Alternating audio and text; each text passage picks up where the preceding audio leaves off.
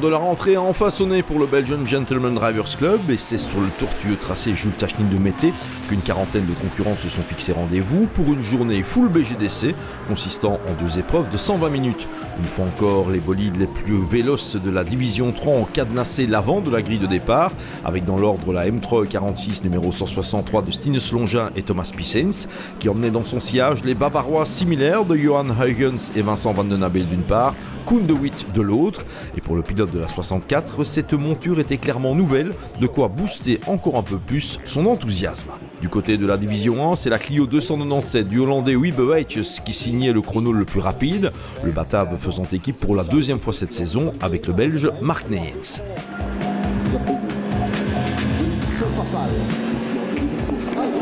Et c'était parti pour un premier affrontement entre sprint et endurance qui permettait à Stinus Longin, le fils de Bert Longin, de prendre le meilleur envol devant Vincent Van den Abel et Koen de Witt. L'affrontement était lancé.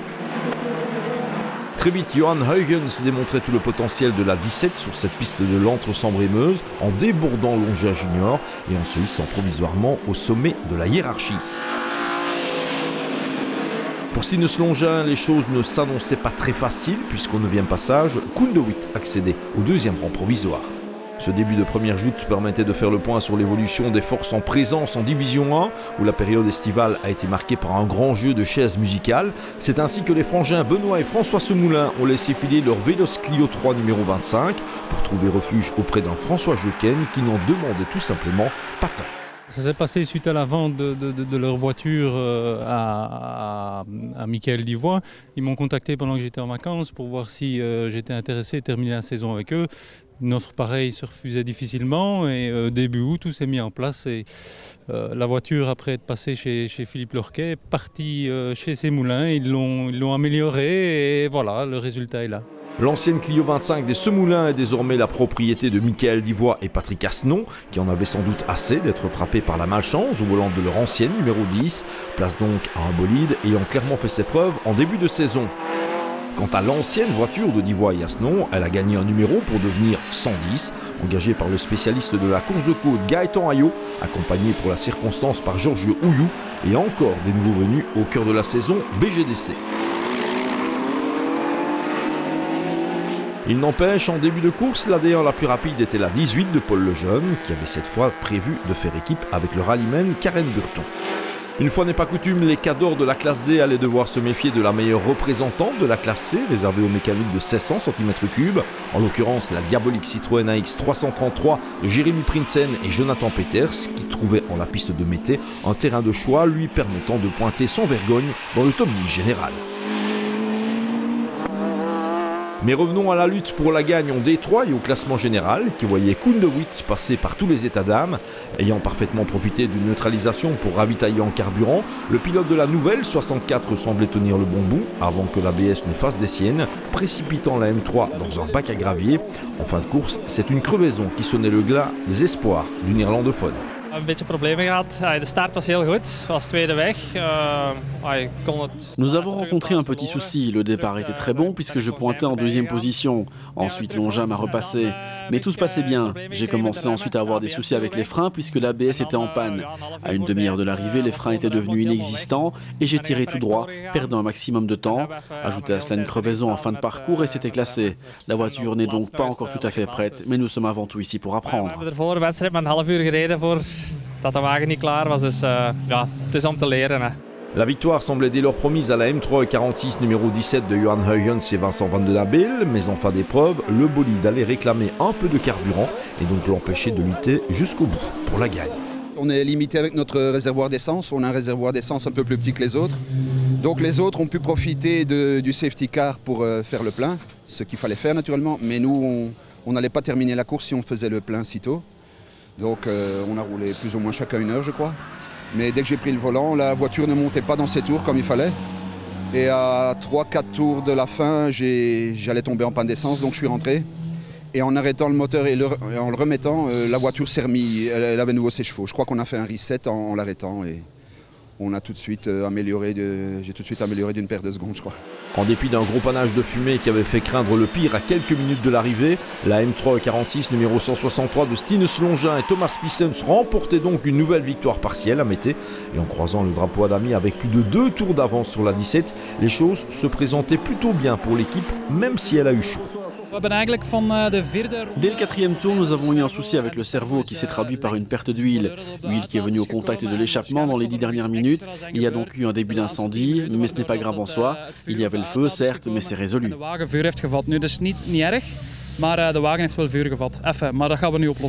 Les M3E46 17 et 64 ralentis, c'est la version E36 de la famille Pirot qui créait la plus grosse surprise de cette première joute en se portant au 2e rang provisoire. Un résultat venant rappeler que la saison avait parfaitement débuté sur le circuit de Spa-Francorchamps pour le bolide orange. Vieille voiture, vieux pilote, mais alors très fiable. Et puis bon, il y en a qui s'éliminent d'eux-mêmes.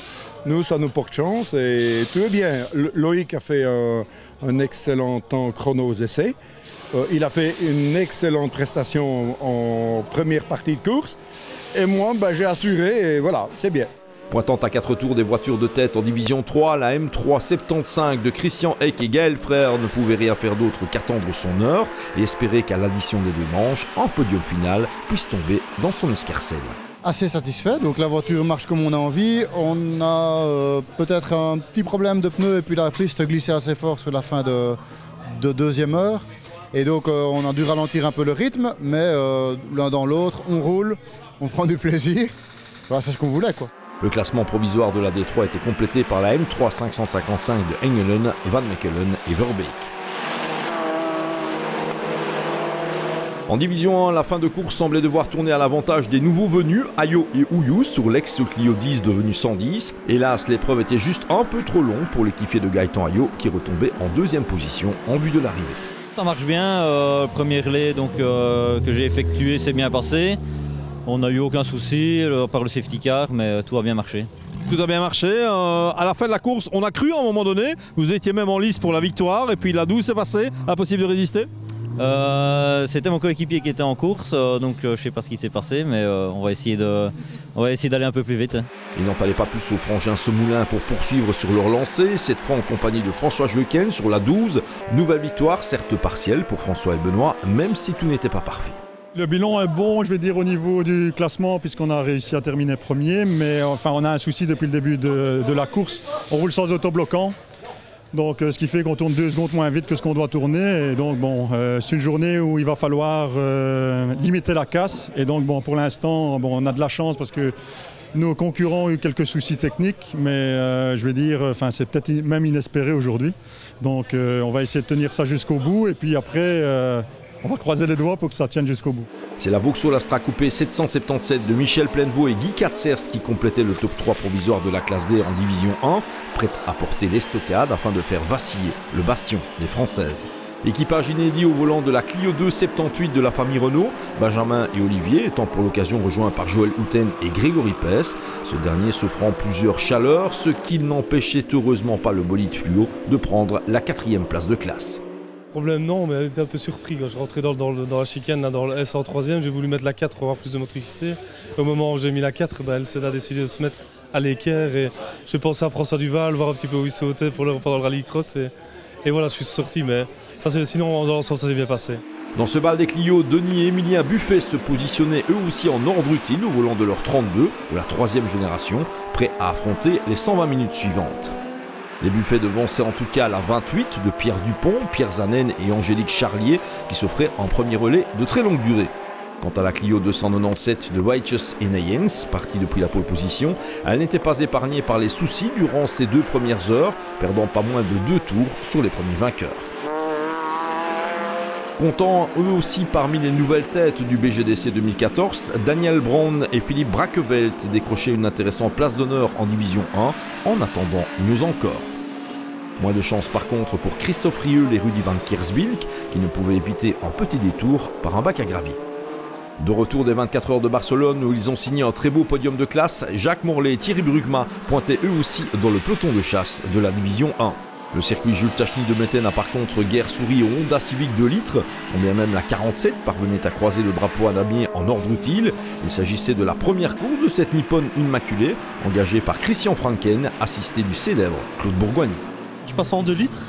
Bon, ça fait quand même 3 ans que je roule avec la Swift. Et c'était une chouette voiture, mais bon, je voulais un peu plus puissant pour essayer de me battre un peu avec les Clio. C'est sympa et voilà, ça s'est bien passé. On a vu un petit hors-piste à un moment donné? Oui, je suis parti de l'arrière et voilà. C'est une petite erreur, mais je ne connais pas la voiture, c'est la première fois que je roule. Donc voilà, j'apprends. Bien la préparer pour Francorchamps. Moins de chance pour Patrick Lacroix, dont la Civic numéro 15 terminait dans le fond du classement, tandis que Raphaël van der Straten ne voyait pas le drapeau à damier au volant de la 23, mais pas question d'abandon pour le responsable du team VDS Racing Adventures. L'alternateur n'est absolument pas cassé, on a un souci quelque part. Le but du jeu aujourd'hui, c'était de vérifier les évolutions de la voiture. Et voilà, visiblement ça marche pas, donc on essaye encore autre chose et ça va aller.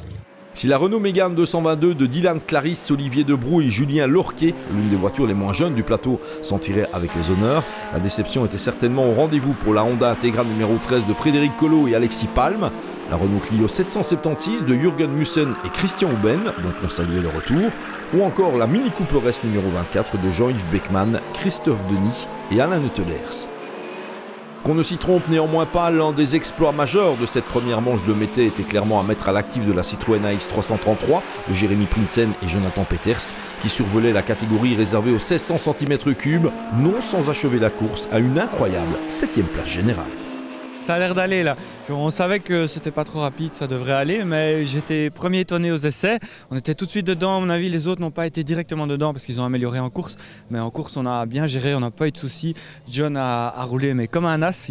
On a fait le même temps au centième près, quasi, même lui un peu plus vite. Donc on est super content, c'est chouette. J'espère que la deuxième manche, on n'aura aucun souci, que ça continue comme ça. Et on verra. Franchement, c'est que du bonheur, c'est terrible. Derrière la chevronnée, c'était le trou, puisque la Honda Civic 48 de Stéphane Lemray et Maxime Pasture, nullement démérité, était pointée à 3 tours. Une autre Civic, la 26 de François Bastien, Rodrigue Gillion et Rudy Thiroux, terminait à 12 boucles de la X, prenant la 3e place provisoire. Patrick Van Billoun, privé de volant par son chirurgien, c'est le jeune Navrik Delatte, issu du karting, qui le remplaçait aux côtés de Patrick Van Damme sur la Honda Civic numéro 5, avec une 4e place à améliorer. Moins de réussite par contre pour la Suzuki Swift numéro 143 de Charles Peters et Henri Franken, qui était appliqué dans un crash, de quoi passablement revoir le look du petit bolide. Reste le cas de la classe E en division 1 avec une première manche qui tournait intégralement à l'avantage de la Nissan 200 SXR de Philippe Lano et Marc Heubrechts, leader à mi-journée. On évolue doucement, mais c'est vrai que les progrès de la voiture sont bien. Il faut s'habituer, il y a un peu de paramètres à régler, mais l'auto va super bien. Tout restait néanmoins à faire pour la victoire finale puisque la traditionnelle BMW 325 E90 de Kenny Buykens et Kobewa Steels ne concédait que 17 petites secondes au terme des 120 minutes de course. C'est un autre bolide inédit, la 325i E30 de Steve Klaas, Eric Delnest et Kurt Bultink, qui complétait le top 3 provisoire en classe E. Sur le coup de 15h45, c'était reparti pour le second affrontement de 120 minutes sur ce même circuit de Mettey, avec cette fois un duel annoncé entre Stine Slongin, reparti depuis la pole, et Vincent Van Den Abel. Comme il l'avait annoncé, avec plus de 2 tours de retard au général, Van Den Abel n'avait guère le choix et devait s'envoler au volant de la 17. Il doublait dès lors la 163 pour d'emblée se ménager une jolie avance. Une fuite d'autant plus aisée qu'au volant de sa M3 E46, Longin se débattait de nouveau avec un aileron arrière capricieux, dont la partie centrale s'affaissait rapidement, de quoi contrarier la progression du poleman qui allait concéder un tour dès la 45e minute de course. Derrière les deux leaders, Koen de Witt se lançait dans une remontée tout aussi attendue sur la 64, mais les soucis de frein allaient réapparaître et cette fois, le pilote décidait de jeter le gant pour le compte. Cette seconde course de la journée allait prendre l'apparence d'une domination intégrale de Vincent Van Den Abel et Johan Huygens à la poursuite du temps perdu en première manche. Un sprint qui leur permettait bien sûr de s'offrir la victoire partielle, mais qui les laissait au 2e rang du classement général pour 16 malheureuses secondes. Le couperet est donc passé bien près pour Stinus Longin et Thomas Pissens, qui ont donné le maximum jusqu'au bout, ce qui leur a permis de conserver la première place en division 3, mais aussi au classement général, un suspense qui a duré jusqu'au terme des 2 joutes. Comme je l'ai dit, on a rapidement connu un souci avec le cerveau, ce qui a rendu le pilotage de la voiture très compliqué. Mais notre team manager a réalisé un travail tout simplement parfait en nous donnant le bon tempo pour conserver cette victoire. Les infos qui ont circulé étaient diverses et je pense que les pilotes de la 17 ont cru avoir gagné. Ça a discuté, mais comme nous le pensions, nous avons bien gagné. Thomas, quelles étaient exactement les informations que vous aviez dans la voiture? Vous saviez que vous étiez toujours en tête? C'était assez imprécis, mais ce qui était par contre très clair, c'est qu'il me fallait continuer à pousser pour préserver la victoire. Deuxième de la course 1, quatrième de la course 2, Daniel et Loïc Pirot feraient un deuxième podium cette saison à leur M3 36 numéro 141. De quoi les réjouir avant les rendez-vous de Francorchamps et Zolder qui refermeront le chapitre du BGDC 2014. On n'aurait pas pu rêver mieux. Avec la voiture qu'on a, on ne saurait pas aller battre les grosses 46 devant. Donc ouais, on est très content. Voiture performante, fiable, donc très bien. Ouais. L'objectif, ce sera de confirmer dans fin de championnat? Ça serait bien. Faire la même chose qu'à la première à Franco, ce serait l'idéal. Comme en première manche, la M3 36 numéro 75 de Christian Heck et Gaël Frère achevait sa course en dehors du top 3, ce qui constituait aussi sa position finale à l'addition des 2 temps. Et cette fois encore, la M3 36 555 de Patrick Engelen, Jeff Van Mechelen et Manfred Verbeek complétait le classement de la D3. Scénario bien différent de celui de la première joute en division 1, avec une vengeance de la Renault Clio 3 numéro 297 du duo belgo-hollandais composé de Wiebe Weitjes et Mark Neyens, qui remportait une implacable victoire. Mais à l'addition des temps, la 297 devait se contenter du deuxième rang final en classe D et en division 1. Ce qui signifie que pour 13 toutes petites secondes, François Semoulin, Benoît Semoulin et François Jeuken ont conservé leur première place, mais les soucis d'autobloquant sur la 12 ont bien failli leur coûter cher. Belle entrée en matière en tout cas pour ce trio inédit. Pour l'instant, ça va super bien. On a eu, malgré un problème technique tout le long du week-end, on a une super stratégie. En plus, on a été très homogène, Benoît, François et moi. Donc effectivement, les Semoulins avec le rigolo, ça se passe pas trop mal. Le rigolo du sport auto. Alors cette auto, vous l'avez changée? Il y avait pas mal de travail sur la 12 ou ça allait? Mais on a travaillé ensemble en partenariat avec la famille Lorquet qui ont fait aussi un très gros boulot. On a passé quelques heures aussi dessus, mais je pense qu'il y a encore 2-3 choses à faire, à l'améliorer. Mais bon, quoi qu'il arrive, c'est toute l'équipe qui a ce résultat-là et je remercie tout le monde parce que tout le monde a fait de gros efforts. La seconde course était nettement plus problématique que la première pour la Clio 3 numéro 110 de Gaëtan Ayot et Georges Houillou qui concédaient la bagatelle de 12 tours, ce qui l'a laissé au 7e rang cumulé. Après sa 3e place en première manche, la Vauxhall Astra Coupé 777 de Michel Plenvaux et Guy Katzers pouvait légitimement revendiquer le bronze, sauf qu'à quelques minutes de l'arrivée, tout s'écroulait de manière spectaculaire en bout de ligne droite. L'infortuné duo prenait néanmoins la 4e place du classement général cumulé. Dans ces conditions, Denis et Émilien Buffet n'ont plus qu'à soigner leur progression ce dimanche après-midi et pour un tour complet, ils complétaient le podium de la classe 2 litres. Prestation régulière de la Clio 2 numéro 78 de Renault, Houten et Pez, qui ne pouvaient néanmoins pas prendre le meilleur sur la Vauxhall, immobilisée juste avant l'arrivée. Ils se classaient néanmoins au 5e rang. Joli taudis général en 2e manche et 6e place en classe D pour la Renault Clio 3 numéro 28 de Dupont, Zanen et Charlier. Et bien sûr, coupe de la meilleure dame pour Angélique Charlier qui attend toujours un peu de concurrence féminine. Belle prestation également pour Daniel Braun et Philippe Braquevelt qui achevaient cette aventure de mété au 8e rang du gang des 2 litres. Ils devançaient la Clio 80 de Rieul et Van Kersbilk, pas nécessairement servi par la chance. La meilleure Honda au terme des 2 joutes était finalement l'Integra Type R de Palm et Colo, quand bien même elle concédait quelques 30 tours en 2 manches. C'était néanmoins mieux que toutes les Civic 2 litres qui tombaient au combat, qu'il s'agisse de la 47 de Franken-Bourgoigny, de la 23 de Van der Straten ou de la 15 de la Croix. La hiérarchie de la classe D était complétée par une Renault Clio, la 776 de Jürgen Mussen et Christian Huben. D'aucuns guettaient le moment où la Citroën AX 333 de Prinsen et Peters allait connaître un coup de mou sur le circuit Jules Tachny. Celui-ci n'est pourtant jamais venu. Et comme en première manche, les pilotes du petit bolide psychédélique signaient un impressionnant exploit en intégrant le top 5 général, ce qui offrait à Jérémy et Jonathan une large victoire en classe C bien sûr, mais aussi la 3e place de la division 1, une première en BGDC. Le circuit est vraiment typé pour la X, on s'est super bien amusé et puis un très bon résultat à la clé, donc on est super heureux, c'est super chouette. Derrière la X, les Honda Civic ont fini par s'essouffler, la 48 de Stéphane Lemray et Maxime Pasture étant même contrainte à l'abandon. C'est dès lors la 26 de François Bastien, Rodrigue Gillion et Rudy Thiroux qui sont retournés avec les lauriers d'argent en classe C, précédant de plus de 30 tours, la 5 de Patrick Van Damme et Navrik Delattre, trop heureuse de voir l'arrivée. Restait le cas de la classe E avec une seconde manche débutant de manière on ne peut plus dramatique pour la Nissan 200 SXR numéro 200 de Philippe Lano, Marc Brex et Quentin Niclot. Le bolide était en effet victime d'une avarie technique qui l'envoyait dans un bac à gravier. En découlait une grosse perte de temps, encore accentuée par un accrochage en fin de parcours. Le bolide rouge n'était donc pas classé. Si la BMW 90 de Kenny Buykens et Kobe Wastils remportaient dès lors une nouvelle victoire, rien n'a cependant été simple pour la Bavaroise, en proie à des soucis techniques. Dès le début de la journée, il nous manquait clairement de la puissance. Et lors de la seconde course, ça a empiré à chaque sortie de virage. Sans puissance, nous avons juste tenté de survivre en alignant les tours afin de conserver la première place. Mais si nos concurrents n'avaient pas commis une faute, nous n'aurions clairement rien pu faire pour les battre. Le retrait de la Nissan a offert la deuxième place à la BMW 325i E30 de classe, Delnes et Bulting, ce qui constitue un bel encouragement pour la suite.